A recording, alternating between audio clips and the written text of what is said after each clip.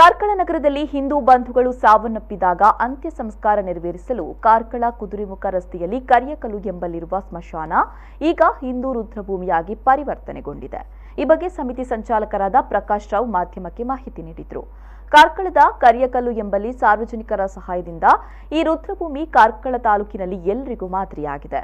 1998ರಲ್ಲಿ ಯುವ ಶಕ್ತಿ ಕರಿಯಕಲ್ಲು ಇದರ ಮುಂದಾಳತ್ವದಲ್ಲಿ ಶ್ರೀ ಕ್ಷೇತ್ರ ಧರ್ಮಸ್ಥಳ ಸಾರ್ವಜನಿಕ ಸಹಕಾರದಿಂದ ಅಭಿವೃದ್ಧಿಪಡಿಸಿದ ನಂತರ ಯುವ ಶಕ್ತಿ ಕ್ಲಬ್ನವರು ಇದರ ವ್ಯವಸ್ಥೆಯನ್ನು ನೋಡಿಕೊಳ್ತಾ ಇದ್ರು. ಹಿಂದೂ ರುದ್ರಭೂಮಿಯನ್ನ ಮಾದರಿ ರುದ್ರಭೂಮಿಯನ್ನಾಗಿ ಮಾಡಬೇಕು ಅಂತ ಸಂಕಲ್ಪ ಮಾಡಿ 8 ಸಮಾಜದ 18 ಜನರ ತಂಡ ನಿರಂತರವಾಗಿ ತಮ್ಮ ಸ್ವಂತ ಖರ್ಚಿನಿಂದ ದಾನಿಗಳಿಂದ ದಾನವನ್ನ ಪಡೆದು ಅಭಿವೃದ್ಧಿಯನ್ನ ಮಾಡಿಕೊಂಡು ಬಂದಿದ್ದಾರೆ. ಸಂಪೂರ್ಣ ಅವ್ಯವಸ್ಥೆಗೂಡಾಗಿದ್ದ ಈ ರುದ್ರಭೂಮಿಯನ್ನ ಬಹುಮಟ್ಟಿಗೆ ವ್ಯವಸ್ಥಿತವಾಗಿ ಇಡಲು ಇನ್ನೂ ಹಲವು ಅಭಿವೃದ್ಧಿ ಕೆಲಸಗಳು ಆಗಬೇಕಿದೆ.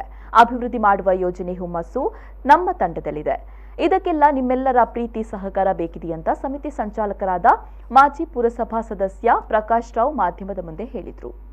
ಯುವ ಶಕ್ತಿ ಯೂತ್ ಕ್ಲಬ್ಬಿನವರು ಇದನ್ನು ವ್ಯವಸ್ಥೆಯನ್ನು ನೋಡಿಕೊಳ್ತಾ ಇದ್ರು.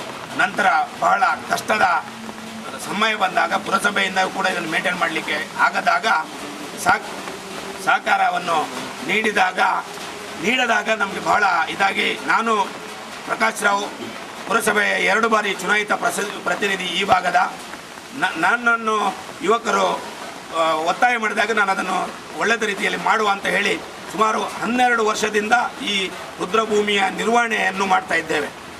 ಇದರ ನಿರ್ವಹಣೆ ಏನು ಅಂತ ಹೇಳಿದ್ರೆ ಇಲ್ಲಿ ಬರ್ತಕ್ಕಂಥ ಹುಲ್ಲು ಬೇಡದು ಇದನ್ನೆಲ್ಲ ತೆಗೆದು ಲೈಟು ನೀರಿನ ವ್ಯವಸ್ಥೆಯಲ್ಲಿ ಯಾವುದೂ ಎಲ್ಲ ಸರಿಕಟ್ಟಿ ಇರಲಿಲ್ಲ. ಪುರಸಭೆಯಿಂದ ಇದರ ಮೇಲ್ಛಾವಣಿಯನ್ನು ಮಾಡಿದರು.